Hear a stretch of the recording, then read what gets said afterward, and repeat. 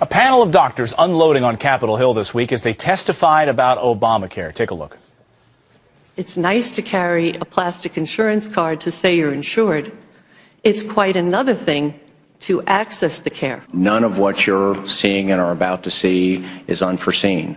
The Affordable Care Act's problem is not a computer site. The great tragedy are really the tens of millions of Americans and hardworking American families that have been suffering emotionally because of the uncertainty that the law has created.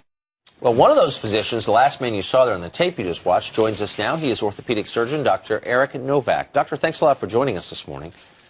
Good morning. Thank you for having me. So you're a busy man. You're a practicing physician. What impelled you to go up to the Hill and testify?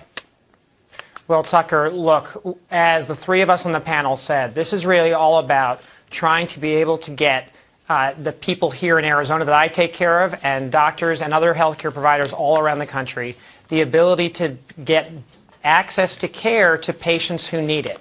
And unfortunately, all of the president's promises, as you have well documented, about lowering costs and increasing access have turned out to be absolutely false.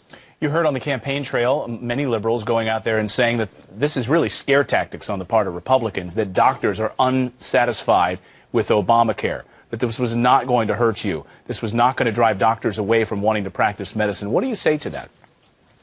Well, I think the great tragedy that we've seen over the last couple of years is how if you ask people who are in medicine if they'd want their own children to go into medicine, overwhelmingly now, people in medicine aren't anxious for their own children to follow in their footsteps. Most importantly, though, this again is not about me. It's not about the other doctors or nurses or other people in healthcare.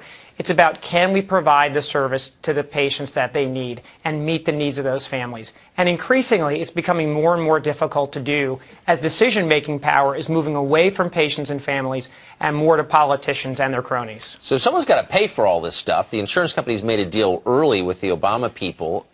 How long before doctors find themselves in the crosshairs and find that they're the ones who are going to have to pay for Obamacare? Well, that's one of the big questions, Tucker, because one of the caveats in the law is that there's this 90-day grace period for insurance. So if people don't pay their premiums, it will appear to hospitals and physicians that they still have insurance from day 31 to 90 in that period.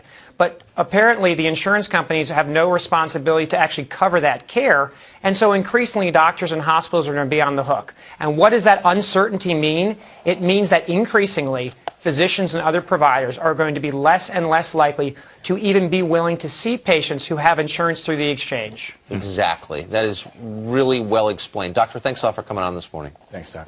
Thank you so much.